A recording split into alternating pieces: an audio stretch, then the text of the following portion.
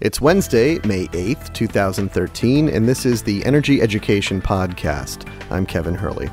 Today on the show, we'll talk about a leak at the Palisades nuclear power plant in Michigan, what the risks from it are, and what the Nuclear Regulatory Commission is doing or not doing about the problem.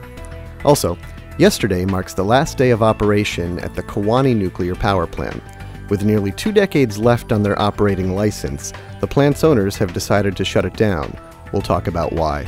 This week, nuclear regulators from around the world are meeting in Japan behind closed doors. We'll discuss why all of the secrecy. Well, today I'd like to welcome Kevin Kamps to the show. He's a radioactive waste specialist with Beyond Nuclear. Kevin, welcome. Thanks for having me. And of course, Arnie, welcome to the show. Hi, Kevin, and hi, Kevin. So I'd like to start out today by talking about the leaking Palisades nuclear power plant. For the past 2 years, the Palisades power plant has been leaking tritiated water. Last summer, the NRC granted a waiver to allow the Palisades plant to continue leaking tritiated water. Just recently, however, the 5 gallons per day that the plant has been leaking has increased to about 90 gallons a day. Kevin, can you tell us about that? Yes, you're right. It's interesting. There are diverse leaks happening at Palisades, but the one we're talking about today is a leak from a tank of water that holds 300,000 gallons. It's called the Safety Injection Refueling Water Storage Tank.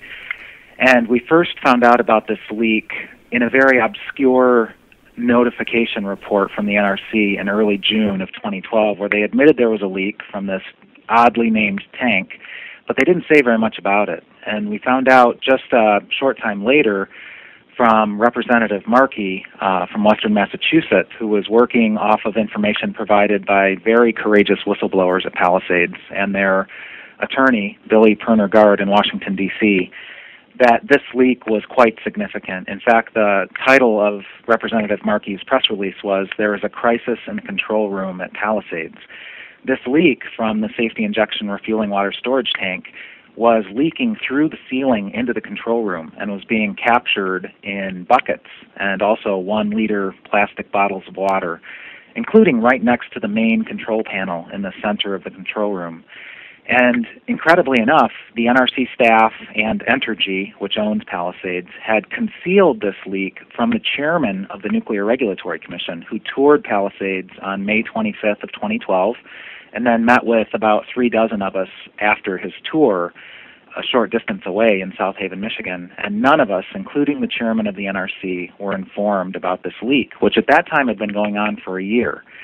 And of course, the significance is that the control room is the nerve center for safety in the entire plant, safety and control. And if, the leak were to find its way to safety critical electrical circuitry or other control equipment, it could short it out. And we saw how serious that could be just the previous year. September 25th of 2011, Palisades suffered a 50% loss of power to the control room, which really threw the plant into chaos for several hours. So the most recent incident here involved the leakage not into the control room this time, but into Lake Michigan from this same tank. And reportedly around 80 gallons of radioactive water was discharged into Lake Michigan from this latest leak that just happened on the weekend.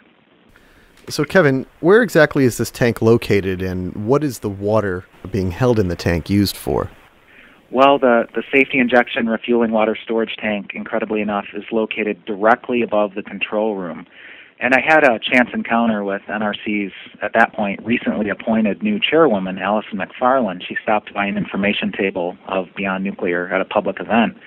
And we were talking about the location of that tank. And she said, boy, that was not a very smart place to put that tank. And, we'd have to agree with that. It's a tank that's now 46 years old because Palisades was completed construction-wise in 1967. So this is another 46-year-old piece of equipment at Palisades that has sprung multiple leaks. And according to NRC and Entergy right now, they don't know where on this storage tank these current leaks are coming from. I think it's important to mention that this is an aluminum tank. There was an aluminum pipe at Oyster Creek a couple years ago that corroded out as well and released thousands and thousands of gallons of tritiated water into the sandy soil near the power plant. Here we are with an aluminum tank. I know why it's aluminum, because it was lightweight and it's sitting above the nuclear control room. But, rather than do it right, if you know you've got a leak, you owe it to the public to go in and fix it. Rather than do it right, what the NRC has done is grant a waiver for the last year. I'm continually surprised at myself that I'm continually surprised about what the Nuclear Regulatory Commission allows licensees to get away with. But here's a plant that's been leaking for 2 years and severely leaking for 1 year. And rather than fix the problem, the NRC is just allowing these guys to get a waiver and start the thing right back up again. And a part of that complicity is just this agreement that whatever it is, 34 or 38 gallons per day of leakage from this tank is acceptable. Because, again, it's leaking into the vicinity of the control room, if not directly into the control room. And my concern has been, what if that leak were to all of a sudden shift direction and go someplace else in the control room? They are overconfident that they've got this leak captured in buckets. But they're obviously worried about a worse leak happening, because we learned last year, thanks to the watchdogging by David Lochbaum at Union of Concerned Scientists, that there is a flood control berm surrounding the Palisades control room. And my speculation has been that they are worried about a massive, sudden failure of this 300,000-gallon tank of water that sends a wall of water heading towards the control room. I'm reminded of that children's story about the little Dutch boy with his finger in the dike, holding the back of the water. So, that's the approach that Entergy's using. They've decided to put their finger in the dike and hope that holds. But, I think it's clear now for the last 2 years that the finger in the dike is not working, and it's time to do it right.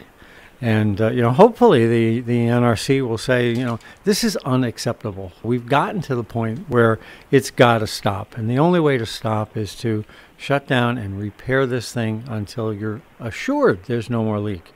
Time will tell whether the NRC lets them off the hook again. But, fixing a leak and then claiming that the remaining vessel has integrity is beyond my imagination.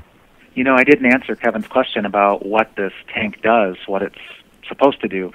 And it's used during refueling to flood the reactor cavity with water. And that's where it does pick up radioactive contamination like tritium, and even particles. Hot particles could get into that water, which is then sent back to this tank. So they don't clean the water. It just can go back to the tank with the contamination in it.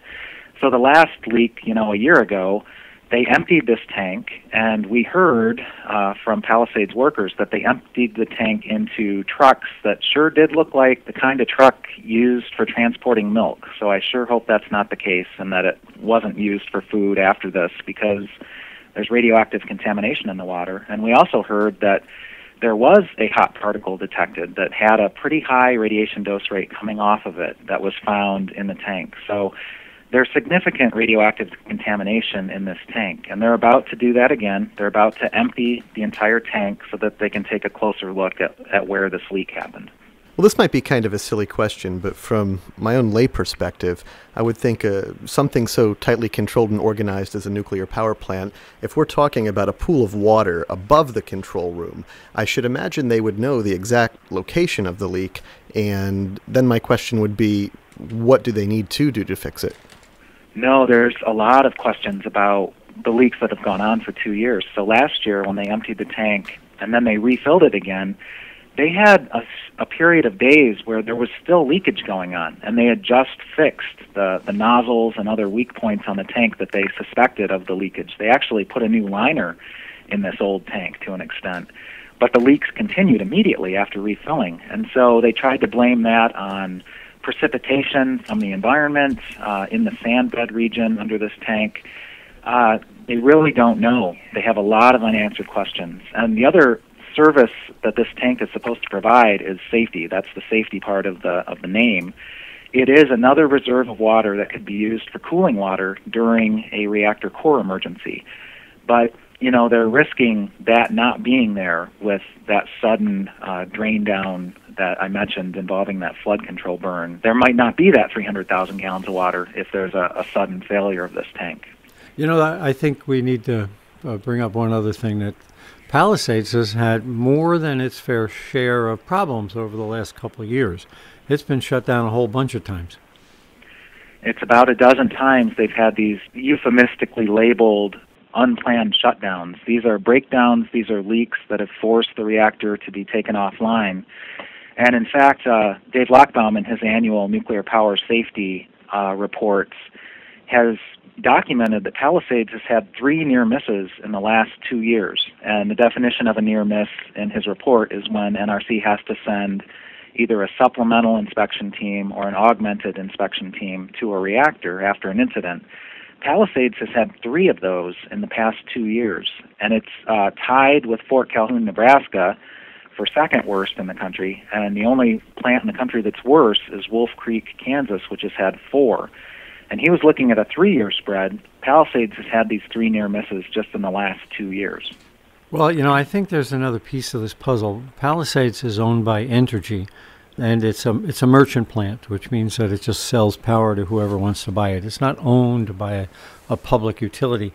And I was on the Vermont oversight panel appointed by now Governor Shumlin.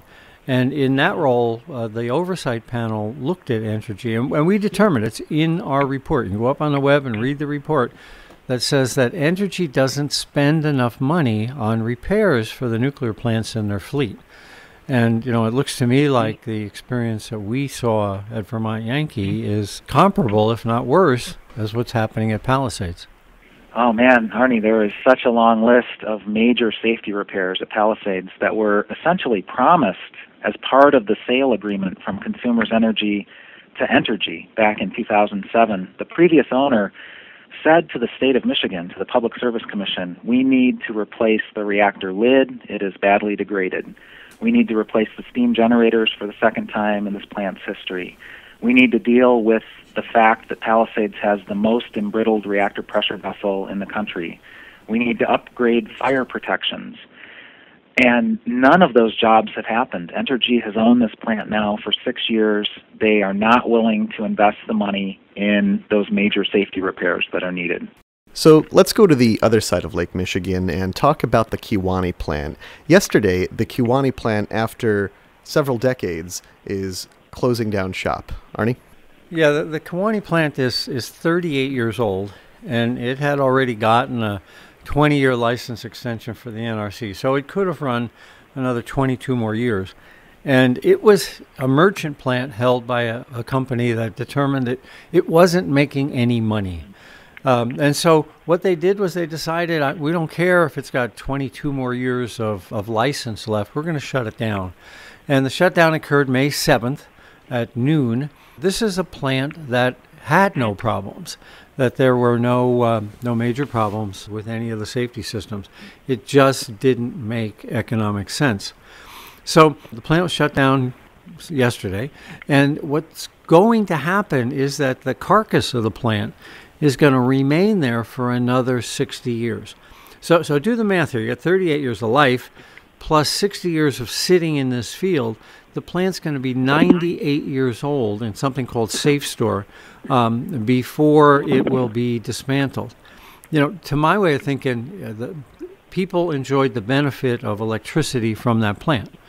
And the people that enjoyed that benefit are the ones that should pay for it. But what we're doing is we're committing a generational tyranny here. We're kicking the can down the road and forcing those costs onto not just our kids, but our grandkids. So 60 years from now, they'll still be paying for the electricity from a plant that only ran for 38 years. So let's now go to Japan and talk about the decommissioning of the Fukushima plant. Where does that stand? Yeah, there's some news coming out of Fukushima Daiichi Unit 3. TEPCO released a press release on Friday. And whenever a company releases a Friday press release, they're counting on nobody reading it over the weekend.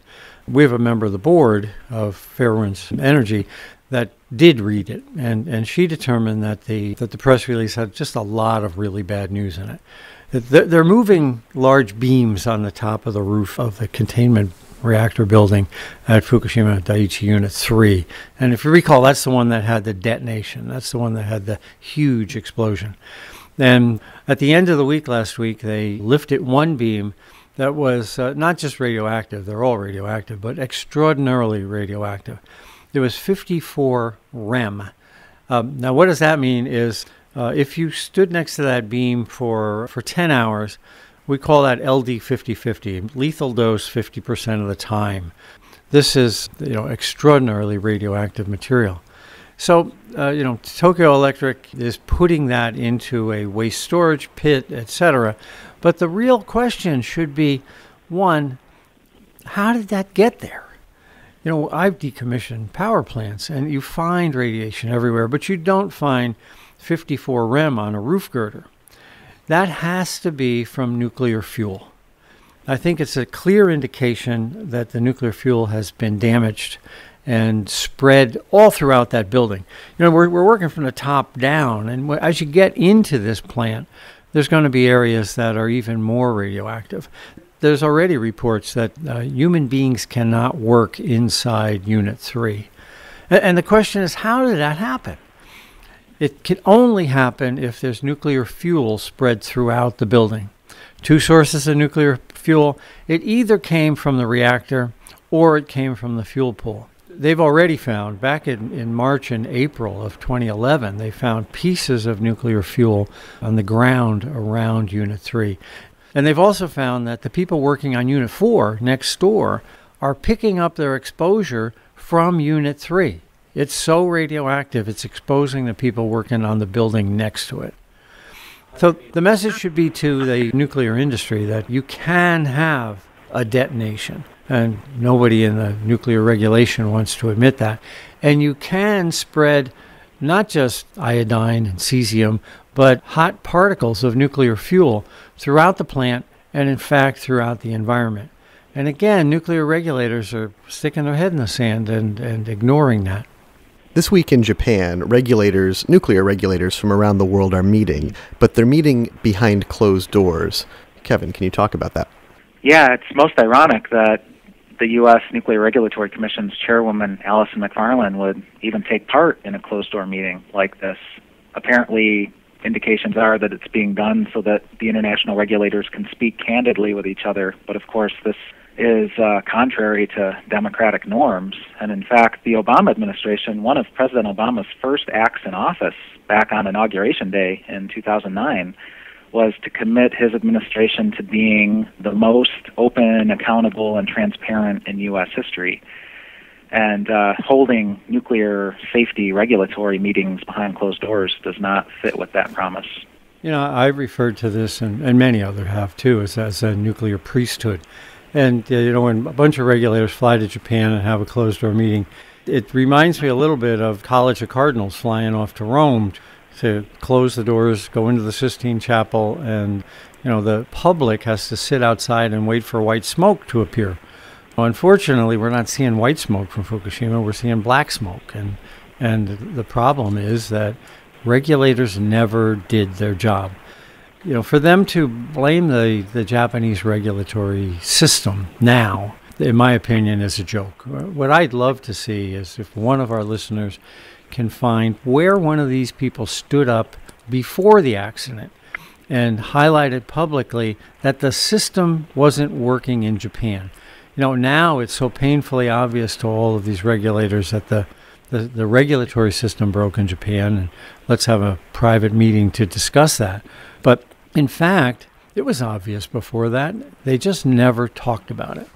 If there's a listener out there who can find a publication where a regulator somewhere in the world chastised the Japanese before the accident about the condition, the breakdown of their regulatory system, I'd love to see it.